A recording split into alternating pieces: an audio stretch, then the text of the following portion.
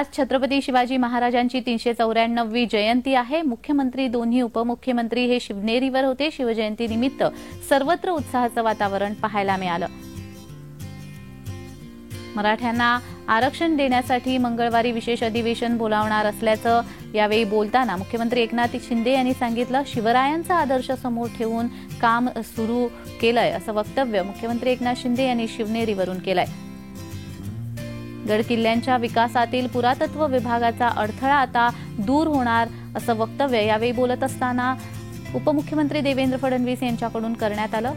शिवनेरीवरून ते बोलत होते।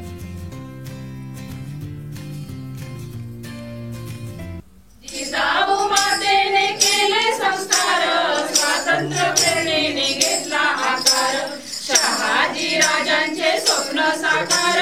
जो जो हो शिवराया जो जो, जो जो हो शिवराया जो जो। डोंगर दर्यांचा दुर्गम साज, त्याला मावळ्यांची अजोड साथ। स्वराज्य स्थापनेस झाले हो सज्ज, जो जो हो शिवराया जो जो, जो जो हो शिवराया जो जो। तानाजी सूर्याची साजी कंक, हिंदवी स्वराज्य निनादे शंक।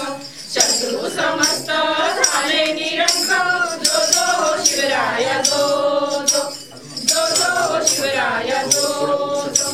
सोबती मावळे झाले शिवराय, त्यांचा पराक्रम वर्णावा काय।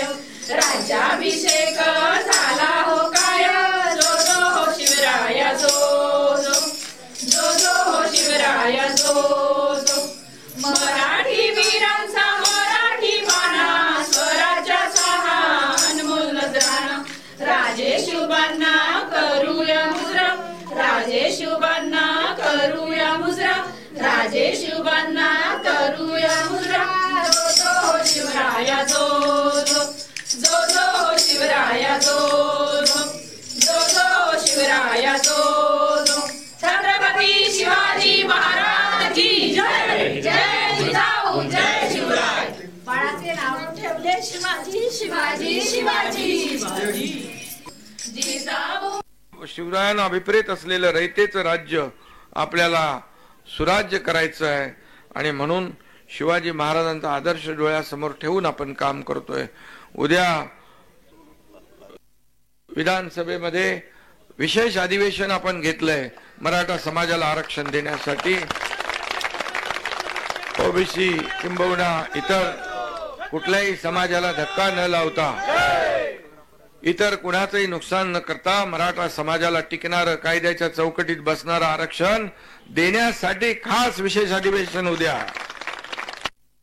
आज आपल्या सगळ्या किल्ल्यांचं संवर्धन करण्याचा प्रयत्न आपण करतोय। त्याच्यामध्ये एएसआयची खूप अडचण आपल्याला येते, पण आता नुकतंच एक त्या संदर्भात केंद्रीय मंत्र्यांसोबत देखील आपण बैठक घेतली आणि त्यांनीही एएसआयची जी काही पद्धत आहे ही पद्धत सोपी करण्याच्या संदर्भात काही एसओपीज तयार करण्याचे आपल्याला आश्वासन दिलंय। मला विश्वास आहे की पद्धत सोपी झाली तर पैशाची कमतरता नाहीये, या ठिकाणी पद्धतीमुळेच त्याला वेळ लागतो। लवकरच आपल्या किल्ल्यांचं जे काही संवर्धनाचं काम आहे हे जे वर्षानुवर्ष आपल्याला करावं लागतं ते निश्चित काळामध्ये आपल्याला करता येईल। हेरिटेज वास्तू कशी आपल्याला जतन करता येईल, त्या काळामध्ये महाराजांनी ज्या प्रकारे ह्या किल्ल्याचं जतन केलं त्याच्यात नंतरच्याच काळामध्ये अनेक घटना घडल्या, परंतु ते पूर्व पदावर आणण्याच्या करता पुढे पिढ्यानपिढ्या नवीन पिढीला हा आदर्श डोळ्यासमोर ठेवता यावा म्हणून कामाला सुरुवात केली। आणि आज मला सांगायला आनंद वाटतो की आजपर्यंत राज्य सरकारने त्या दिवसापासून आजपर्यंत 83 कोटी रुपयाचा खर्च त्या ठिकाणी केलेला आहे।